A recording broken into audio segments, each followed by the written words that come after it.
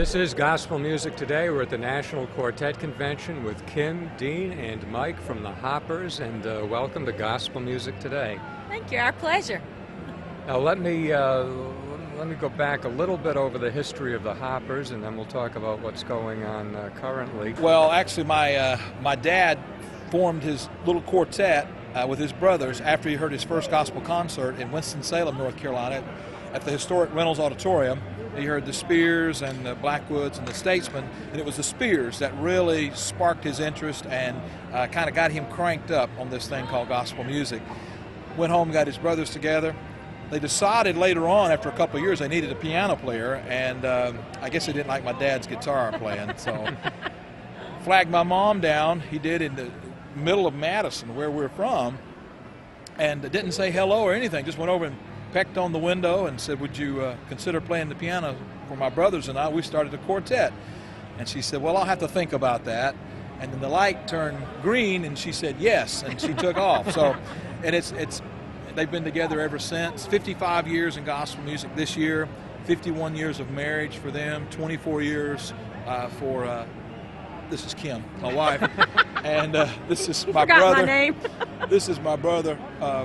And we've been working together for a long time, and so it's been really good. Been a great trip. I don't have to ask you about how you got started in gospel singing, obviously with the family that you grew up with. But who were the people other than your own parents and your family? Who were the people that you looked up to when you were starting out? Well, it would be the Goodmans, yeah, and the Henson family. Those were two of my favorites, especially when I first started on the road playing drums and singing. Those were kind of the singers and the musicians in the band were my mentors, and kind of took me under their wing and taught me, things of music and drumming and whatnot. But even as a little kid, I remember going, with mom and dad to the concerts, because I didn't go every week. I would just go sometimes because I went to public school and just stayed at home with my grandparents. But I like the Dixie Echoes with Dale Shelnut. I used to love watching him singing those spirituals, Trouble in My Way and all that. We used to go to those all-night singings down in Bonifay, Florida and places, and that was always a treat. I look forward to that. What's the new Hoppers CD? Count Me In. It's the name of it, and it says exactly what the words are. Count me in. One day when we get to heaven, I know that there are a lot of situations in life and things that we may have missed here and there, but when we step through the gates, you can yell, "Count me in, I'm here."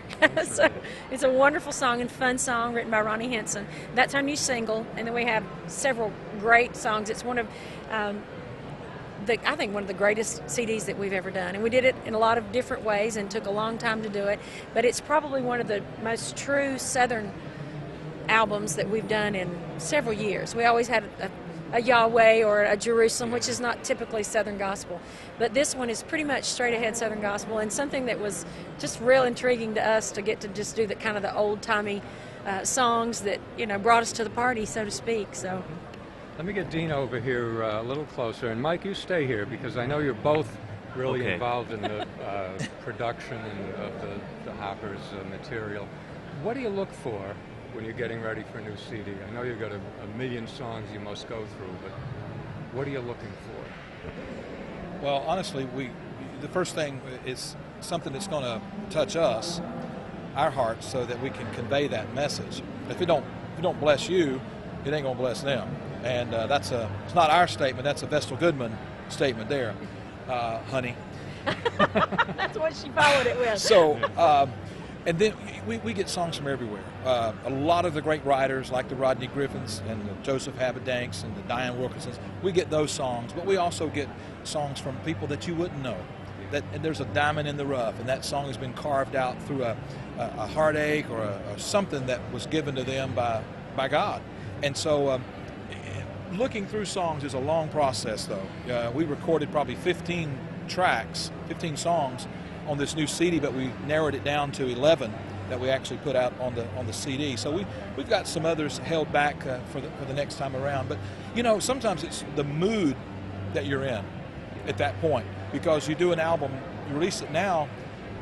We've been working on it for over 2 years, and we're already looking for songs for next time, but we're in a kind of a different place than we were 2.5 years ago. Right. So sometimes it depends on where we are and the people we're singing to. We've been blessed to sing to some wonderful folks around the country, around the world, actually. What's the Hoppers website?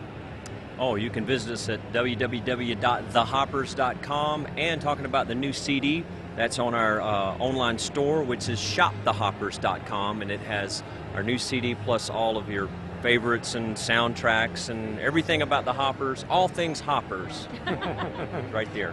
Okay, very good. Well, to this generation of the Hoppers, thank you very much for being with us on Gospel Music today. Thank you, pleasure. sir. Thank Thank you. you.